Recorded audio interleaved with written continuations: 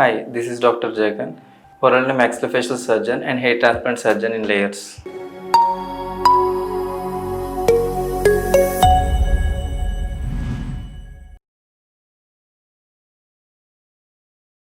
Coming to dandruff గురించి చాలా మందికి డాండ్రఫ్ పట్టేస్తుంది, మాకు వదలట్లేదు, అది చాలా మంది ఎన్నో ఇయర్స్ నుంచి సఫర్ అవుతున్నమాట.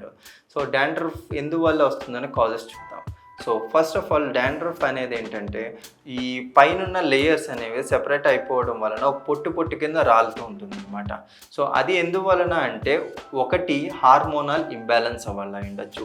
సెబేషియస్ గ్రంథులు ఉంటాయి లోపల పైన స్కాల్ప్లో, ఆ సెబేషియస్ గ్రంథులు సరిగ్గా పనిచేయకపోవడం వలన కానీ, సో వాటి వల్ల ఏమవుతుందంటే ఎక్సెస్ ఆఫ్ ఫ్లూయిడ్స్ అనేవి అందులో డిస్పాచ్ అయిపోయి ఆ తర్వాత ఏంటంటే డ్రై అయ్యి అది పొట్టు కింద రాలిపోవడం స్టార్ట్ అవుతుంది.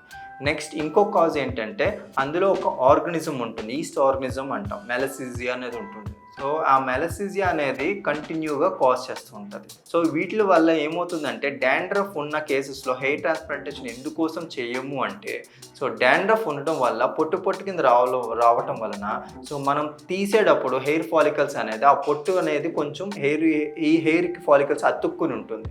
సో అతుక్కుని ఎప్పుడైతే ఉందో దాన్ని ట్రాన్స్ప్లాంట్ చేసినప్పుడు ఆ ఏరియాలో అది ఫారెన్ ఆర్గనిజం కింద వర్క్ చేసి ఆ ఫాలికల్ని సర్వైవ్ అవ్వనివ్వకుండా పస్ ఫామ్ అయ్యి మొత్తం దాన్ని డ్యామేజ్ చేసి నెక్రోసిస్ చేసే ఛాన్సెస్ ఉంటాయి.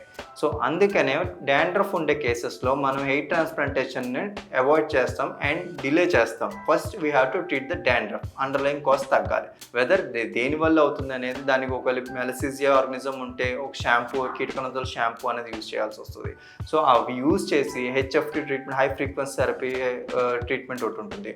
So high frequency therapy treatment ఇవ్వడం వల్ల కానీ, సో డాండ్రఫ్ అనేది తగ్గిన తర్వాత మాత్రమే హెయిర్ ట్రాన్స్ప్లాంటేషన్కి వెళ్ళాలి.